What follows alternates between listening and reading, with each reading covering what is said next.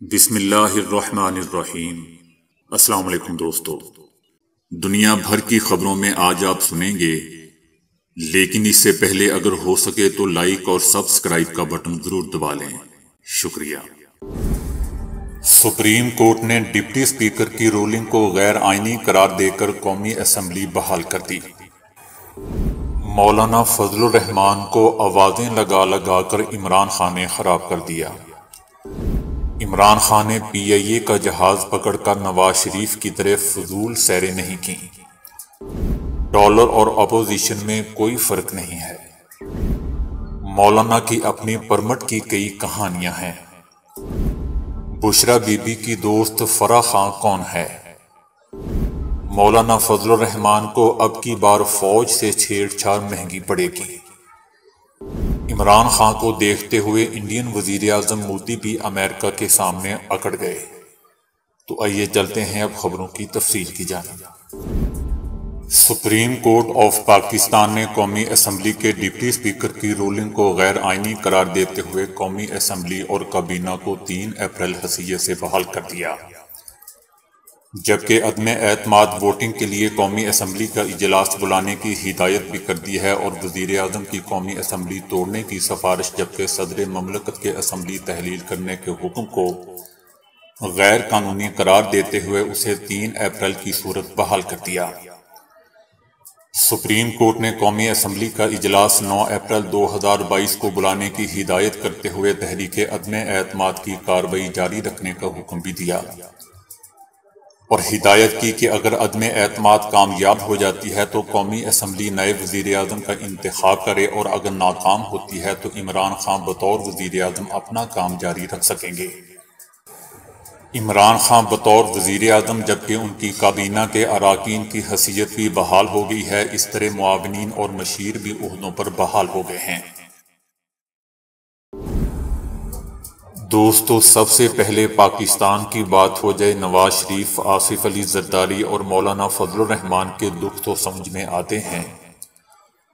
عمران خان نے انہیں خوب جھامے والا رگڑا دیا ہے اور ان کی ساری میل اتار دی ہے۔ نواز شریف اور آصف علی زرداری کی قومی امور پر اجارہ داری کو عمران خان نے ختم کیا۔ کوئی اور یہ کام نہیں کر سکتا تھا۔ پنجاب میں تو نواز شریف کا کوئی مقابلہ نہ تھا، وہ عمران خان نے کیا اور نواز شریف کو لات مار کر پڑے کر دیا۔ اور پھر عمران خان نے ان 2 خاندانوں کی مبینہ کرپشن کی کہانیوں کو عوام کے حافظے میں زندہ رکھا، اور جہاں تک مولانا کا تعلق ہے ان کو بھی آوازیں لگا لگا کر عمران خان جتنا خراب کر سکتے تھے انہوں نے کیا۔ تو یہ سارے دکھ اور زخم سمجھ میں آتے ہیں، لیکن جو بات سمجھ میں نہیں آتی وہ یہ ہے کہ ان تینوں کو تحریک عدم اعتماد کی ہمت کہاں سے ملی، وٹامن کا ٹیکہ انہیں کہاں سے لگا۔ عمران خان کہہ رہے ہیں کہ در پردہ قوتیں اس سارے کھیل کے پیچھے ہے، عالمی سازش والی کہانی میں کوئی حقیقت ہے یا نہیں؟ لیکن دوستو، ایک بات تو واضح ہے کہ یہ جو 3 اکابرین عمران خان کے پیچھے لگے ہوئے ہیں، انہیں کسی نے تو حوصلہ فراہم کیا ہے۔ عمران خان سے جو لوگ ٹوٹے ہیں وہ بھی اس لیے ٹوٹے کہ انہیں یقین دلایا گیا کہ عمران خان کا کھیل ختم ہو رہا ہے۔ یہ وثوق کہاں سے آیا اور کس نے مہیا کیا؟ یہ کہنا تو بڑا آسان ہے کہ جو کچھ ہو رہا ہے جمہوریت کا حصہ ہے، لیکن یہ اتنی سادہ سی بات نہیں ہے۔ 3 سال سے تو یہ کچھ نہ کر سکے، اب اچانک ان میں کون سا زور آ گیا؟ یہ ماننا پڑے گا کہ بطور حکمران خارجہ پالیسی کے میدان میں عمران خان نے کوئی چول نہیں ماری، ان کی کارکردگی اچھی رہی ہے۔ عمران خان پی آئی اے کے جہاز پکڑ کر نواز شریف کی طرح ادھر ادھر کی فضول سیریں نہیں کرتے رہے۔ جہاں تک کرپشن کی بات ہے تو دنیا جانتی ہے کہ شریف زادوں اور زرداریوں کے پاس پہلے کیا تھا اور اقتدار میں آئے تو کیا بن گئے۔ یہ کوئی ڈھکی چھپی بات نہیں ہے، قوم نے ان کے عروج کی داستان اپنی آنکھوں سے دیکھی ہے۔ ان کی اولادیں اب کہتی پھرتی ہیں کہ ہمارے باپ بڑے صاف تھے، اور کرپشن تو ان کے نزدیک سے کبھی نہیں گزری، لیکن ہم جانتے ہیں، قوم جانتی ہے کہ اصل کہانی کیا ہے۔ عمران خان کا بڑا قصور یہی بنتا ہے کہ ان دو خاندانوں کو للکارا اور نیچا دکھایا، لیکن پھر وہی سوال کہ عدم اعتماد کی تحریک میں زور کہاں سے آیا؟ تحریک عدم اعتماد لا کر پوری سیاسی بساط ہلا دی جائے۔ سال ڈیڑھ سال الیکشن کو رہ گئے تھے، ان کو انتظار کیا جانا چاہیے تھا، لیکن یہ جلدی جو ہم دیکھ رہے ہیں یہ کہاں سے آئی؟ نواز شریف، آصف علی زرداری اور مولانا فضل الرحمان لگے ہوئے تو ہیں، لیکن ان کے پاس کچھ کہنے کو نہیں۔ اب تک یہ بھی واضح نہیں کر سکے کہ تحریک عدم اعتماد اس وقت لانا اتنا ضروری کیوں تھا۔ لے دے کہ ان کی زبانوں سے مہنگائی کا راگ نکلتا ہے۔ ایاز امیر کہتے ہیں کہ میں دیہات کا رہنے والا ہوں اور حلفاً کہہ سکتا ہوں کہ عمران خان کے دور حکومت میں کسان کو بہت فائدہ پہنچا ہے۔ مہنگائی ضرور پرابلم ہے، اس سے کون انکار کر سکتا ہے، لیکن یہ تو ساری دنیا میں ہے، کیا کیا جا سکتا ہے؟ ڈالر مہنگائی کر رہا ہے جو کہ امریکہ کا ہے اور ملک کو نقصان پہنچا رہا ہے۔ اپوزیشن بھی امریکہ کی ہے جو ملک کو نقصان پہنچا رہی ہے۔ جو عمران خان کو ہٹانے میں لگی ہوئی تھی، یہ چہرے تو سارے جانے پہچانے ہیں، قوم نے انہیں آزمایا ہوا ہے اور یہ پھر دوبارہ آنے کی کوشش کر رہے ہیں۔ دوستو، مولانا کو چھوڑ کر نون لیگ اور پیپلز پارٹی والے بار بار اقتدار میں رہ چکے ہیں۔ جہاں تک مولانا کا تعلق ہے، ان کی اپنی پرمٹ کی گئی کہانیاں ہیں جن کو دہرانے کی یہاں ضرورت نہیں ہے۔ عمران خان کی حکومت گر گئی، وہ منظر سے ہٹ کے، تو کیا قوم نے پھر شریف زادوں اور زرداریوں کے راج کو بھگتنا ہے؟ اس کا مطلب یہ ہے کہ ان کے خلاف مقدمات ہیں وہ سب ختم ہو جائیں گے، ان کی سلیٹ صاف ہو جائے گی اور پھر یہ اسی طرح کام میں لگ جائیں گے جس کے یہ ماہر ہیں۔ کیا قوم کی قسمت میں یہی لکھا ہوا ہے؟ اس سے کوئی انکار نہیں کہ عمران خان نے بہت سی سیاسی غلطیاں کی ہیں۔ ایک تو اسد عمر کو اپنا پہلے وزیر خزانہ بنا دیا جسے معیشت کی الف بے بھی نہیں آتی تھی، ان کی نالائکی نے خاصا نقصان پہنچایا۔ دوسرا، عمران خان نے پنجاب میں جو وزیر اعلیٰ لگایا، اس کی صوبے کی سیاست پہ وہ گرفت نہ تھی جو ہونی چاہیے تھی۔ جہانگیر ترین اور علیم خان پرانے تحریکیے تھے اور سال ہاں سال عمران خان کے ساتھ رہے، ان کو ناراض نہیں ہونا چاہیے تھا۔ یہ عمران خان کی چند ایک سیاسی غلطیاں تھیں، لیکن سیاسی میدان میں جو مزہ عمران خان نے شریف زادوں اور زرداریوں کو چکھایا وہ اور کوئی نہیں چکھا سکتا تھا۔ ایک متبادل کے طور پر عمران خان پاکستان کی سیاست میں ابھرے اور پاکستانی سیاست کا رخ ہی موڑ دیا۔ فرح خان، فرح گجر اور فرحت شہزادی، یہ تمام نام ایک ہی خاتون کے ہیں جن پر گزشتہ چند دنوں میں حزب اختلاف کے متعدد رہنماؤں اور تحریک انصاف کے ناراض اراکین کی جانب سے لگائے جانے والے الزامات کے بعد سوشل میڈیا پر کافی بحث اور بات چیت جاری ہے۔ فرح اپنے سوشل میڈیا اکاؤنٹس پر اپنی اور بشرا بی بی کی تصاویر اکثر لگاتی تھی۔ عمران خان کے دور حکومت میں بھی کئی حلقوں کی جانب سے اکثر یہ سوال اٹھایا جاتا رہا ہے کہ آخر یہ فرح خان کون ہے؟ لیکن 2 روز قبل پی ٹی آئی کے ناراض رکن اور سابق صوبائی وزیر علیم خان نے فرح خان کا نام لیتے ہوئے ان پر کافی سنگین نوعیت کے الزامات عائد کیے، جبکہ گزشتہ روز مریم نواز نے بھی حکومت میں فرح خان کے سرکاری معاملات میں مبینہ مداخلت کی بات کی۔ لیکن دوستو، مریم نواز کے بیانات کو کوئی بھی سیریس نہیں لیتا۔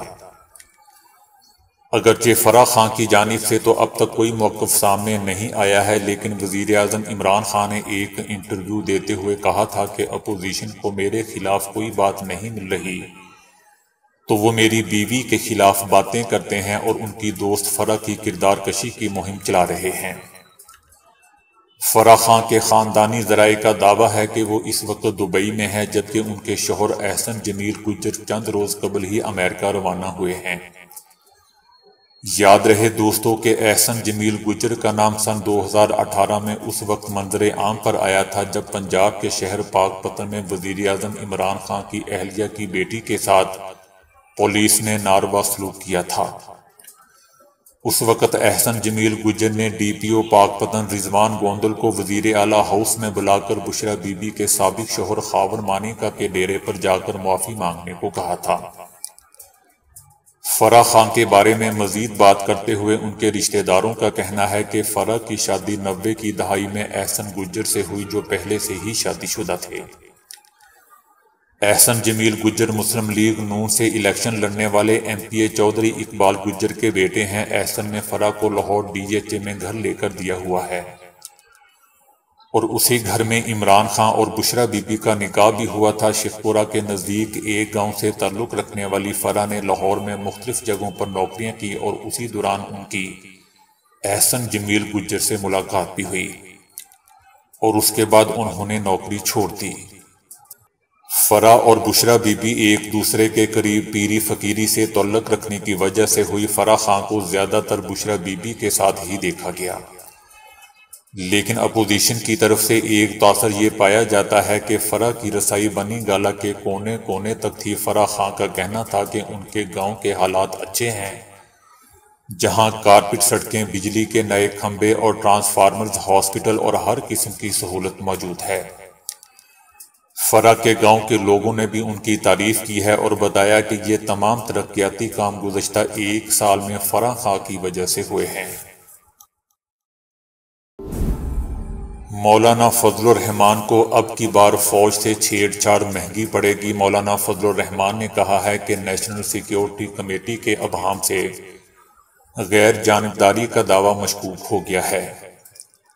انہوں نے کہا کہ کمیٹی کے اراکین اور سیکیورٹی سے وابستہ نمائندگان اپنی پوزیشن واضح کریں۔ ان کے ابہام کی وجہ سے ایسا لگتا ہے کہ سارے کھیل کے پیچھے ان کی غیر جانبداری کا دعویٰ مشکوک ہو جاتا ہے۔ ان کو اپنی غیر جانبداری واضح کرنی چاہیے۔ انہوں نے کہا کہ جمہوریت کی آڑ میں بدترین آمریت کا مظاہرہ کیا گیا۔ ہم نے ضرور کہا کہ ہم اپنا مقدمہ عدالت میں لڑیں گے، لیکن واضح کر دینا چاہتے ہیں کہ سپریم کورٹ ہمارے مقدمے کے لیے کافی نہیں ہے، ہم پاکستانی عوام کی عدالت میں بھی جائیں گے۔ دوستو، جب مولانا کو بلایا گیا تب تو گئے نہیں، اب اتنے بڑے منہ سے کیا بات کر رہے ہیں؟ بہرحال انہوں نے سوال اٹھایا کہ یہاں تو خط آ گیا، لیکن پنجاب میں کون سا خط آیا تھا؟ دوسری طرف عمران خان نے پارلیمانی کمیٹی کے 4 نام ارسال کر دیے ہیں۔ اسپیکر اسد قیصر نے اپوزیشن لیڈر شہباز شریف اور وزیر اعظم عمران خان کو خط لکھا تھا اور نگراں وزیر اعظم کی تقرری کے لیے پارلیمانی کمیٹی کے 4 نام طلب کیے تھے۔ عمران خان نے نگراں وزیر اعظم کی تقرری کے لیے پارلیمانی کمیٹی کے 4 نام اسپیکر قومی اسمبلی کو ارسال کر دیے ہیں۔ کمیٹی میں اسد قیصر، پرویز خٹک، شفقت محمود اور شیری مزاری شامل ہیں۔ بھارتی وزیر اعظم کا کہنا ہے کہ دنیا مختلف دھڑوں میں تقسیم ہے، لیکن بھارت اپنے مفادات کے لیے غیر جانبدار موقف پر قائم ہے۔ ان کا یہ بیان ایسے وقت میں سامنے آیا ہے جب امریکہ نے بھارت کو سخت دھمکی لگائی ہے کہ اپنا جلد فیصلہ کریں۔ بھارتی وزیر اعظم نریندر مودی نے بھی عمران خان کی بہادری کو دیکھتے ہوئے کہا ہے کہ وہ کسی بھی عالمی دباؤ کے سامنے جھکے بغیر اس مضبوط آزادانہ موقف پر قائم ہیں جو قومی مفادات کو ترجیح دینے کی اجازت دیتا ہے۔ ان کا کہنا تھا کہ بھارت بغیر کسی خوف اور دباؤ کے اپنے مفادات کے ساتھ دنیا کے سامنے مضبوط کھڑا ہے۔ جب پوری دنیا حریف دھڑوں میں تقسیم ہے، بھارت کو ایک ایسے ملک کے طور پر دیکھا جا رہا ہے جو مضبوطی سے انسانیت کی بھی بات کر سکتا ہے۔ ان کا مزید کہنا تھا کہ عالمی منظرنامہ تیزی سے بدل رہا ہے۔ دوستو، یہ دھڑلے کا جھوٹ وزیر اعظم نریندر مودی کا ہے۔ بہرحال ان کا مزید کہنا تھا کہ عالمی منظرنامہ تیزی سے بدل رہا ہے اور اس کے عالمی نظام پر بھی گہرے اثرات مرتب ہو رہے ہیں۔ اس کی وجہ سے بھارت کے لیے بہت سے نئے مواقع بھی سامنے آ رہے ہیں۔ دوسری جانب امریکہ کا کہنا ہے کہ یہ بھارت کے لیے بہترین مفاد میں نہیں ہے کہ وہ روس کے فوجی ساز و سامان میں اپنی سرمایہ کاری کا سلسلہ جاری رکھے۔ ہم بھارت کے ساتھ کام کرنا اسی وقت جاری رکھیں گے جب اس بات کو یقینی بنا سکیں کہ بھارت کو ہماری بات سمجھ آتی ہے۔ جیسا کہ ہم سمجھتے ہیں، ہم چاہتے ہیں کہ وہ جس قسم کے آلات میں سرمایہ کاری کر رہا ہے ان میں کمی کر دے۔ بھارت میں دوستو حال ہی میں روس کے ساتھ بڑے معاہدے کیے ہیں اور اس وقت وہ روس سے سستے داموں پر تیل بھی خرید رہا ہے۔ بھارت کی اس حکمت عملی سے امریکہ خوش نہیں ہے۔ برازیل میں 3 سالہ بچے نے والدہ کے اسمارٹ فون سے 12,000 روپے کا کھانا آرڈر کر دیا۔ بچوں کے ہاتھوں میں اسمارٹ فون دینے والے والدین خبردار ہو جائیں، کیونکہ انہیں بھی ایسا ہی جھٹکا لگ سکتا ہے۔ 3 سالہ بیٹے نے اپنی امی کا موبائل فون ہاتھ لگتے ہی ایپ میں نظر آنے والی مختلف پروموشنل آفر سے دھڑا دھڑ آرڈر کر ڈالے۔ ان میں 1 2 نہیں، پوری 8 پروموشنل میلز، 6 ہیپی میلز، 8 کھلونے اور پانی کی 8 بوتلیں شامل ہیں۔ دلچسپ بات یہ ہے کہ اس سب کے باوجود بچہ اپنا من پسند کھلونا نہ ملنے پر اداس ہو گیا۔ کوکو کی چائے بہتوں کو پسند ہے، اور اب ماہرین نے اس کا ایک ایسا حیران کن فائدہ بتا دیا ہے کہ باقی لوگ بھی اسے اپنی غذا کا باقاعدہ حصہ بنا لیں گے۔ ماہرین نے نئی تحقیق کے رزلٹ میں بتایا ہے کہ کوکو کی چائے پینے سے انسان کی دماغی صلاحیتوں میں اضافہ ہوتا ہے۔ ماہرین نے اس کی وجہ بیان کرتے ہوئے بتایا ہے کہ کوکو میں ایسے اینٹی آکسیڈنٹس وافی مقدار میں پائے جاتے ہیں جو دماغ میں آکسیجن کی مقدار کو بڑھاتے ہیں۔ ماہرین نے اس تحقیق میں درجنوں لوگوں کو 2 گروپوں میں تقسیم کر کے ان کی ذہنی صلاحیتوں کے ٹیسٹ کیے۔ ان کے ساتھ وہ ان میں سے ایک گروپ کو معمول کی خوراک دیتے رہے، جبکہ دوسرے گروپ کو کوکو کی چائے پلائی جاتی رہی۔ رزلٹ میں جو لوگ کوکو کی چائے پیتے رہے تھے انہوں نے دوسروں کی نسبت کہیں زیادہ ذہنی استعداد کار کا مظاہرہ کیا۔ تحقیقاتی ٹیم کی سربراہ ڈاکٹر کیٹرینا کا کہنا تھا کہ ہماری تحقیق میں یہ بھی معلوم ہوا ہے کہ کوکو میں پائے جانے والے فلیوانوڈز دماغ میں آکسیجن کی مقدار بڑھانے کے ساتھ ساتھ دماغ کے آکسیجن جذب کرنے کی صلاحیت میں بھی اضافہ کرتے ہیں۔ کہتے ہیں کہ اللہ پاک جسے توفیق دے وہ بڑے بڑے کارنامے سر انجام دے ڈالتا ہے، پھر چاہے وہ کسی بھی عمر کا انسان کیوں نہ ہو، اس کے لیے کچھ بھی کرنا مشکل نہیں ہوتا۔ آج کل سوشل میڈیا اتنا زیادہ وسیع ہو گیا ہے کہ ہر منفرد اور اچھی خبر دنیا کے ایک کونے سے لے کر دوسرے کونے تک بآسانی پہنچ جاتی ہے۔ حال ہی میں ایک ننھی سی بچی جو بصارت یعنی آنکھوں کی بینائی سے محروم ہے، اس کی تصویر سوشل میڈیا پر وائرل ہو رہی ہے۔ اس بچی نے محض 1 سال کے عرصے میں قرآن شریف حفظ کر لیا۔ اس بچی کا نام روزہ نور ہے، جس کا تعلق ترکی کے قصبے کارا پینار سے ہے۔ روزہ نور روزانہ قرآن شریف کے 11 صفحے یاد کرتی تھی، جبکہ مکمل قرآن شریف اس بچی نے 1 سال کے عرصے میں مکمل کر لیا۔ گوشت کھانے والوں کے مقابلے میں سبزی کھانے والوں میں بالخصوص کولے کی ہڈی ٹوٹنے کی شرح دگنا ہوتی ہے۔ اگر آپ گوشت کھانا بالکل ترک کر دیں گے تو اس سے ہڈیاں نرم پڑ سکتی ہیں اور فریکچر کے خطرات بھی بڑھ جائیں گے۔ ایک وسیع اسٹڈی سے انکشاف ہوا ہے کہ طویل عرصے تک سبزی کھانے والے افراد میں کیلشیم اور پروٹین کی مقدار کم ہوتی جاتی ہے۔ یہ سلسلہ آگے بڑھتا ہے اور ہڈیاں کمزور ہو جاتی ہیں، اور یہاں تک کہ چوٹ سہنے والی بافتیں کم ہونے سے چوٹ کا اثر براہ راست ہڈی پر پڑتا ہے، جس سے بالخصوص کولے کی ہڈی ٹوٹ بھی سکتی ہے۔ اس سے قبل بعض تحقیقات سے معلوم ہوا تھا کہ گوشت کھانے والوں کے مقابلے میں سبزی خور افراد کی ہڈیاں چوٹ اور فریکچر سے زیادہ متاثر ہو سکتی ہیں، تاہم اس کا تفصیلی مشاہدہ اور اس کی سائنسی وجوہات پر خاص کام نہیں ہوا تھا۔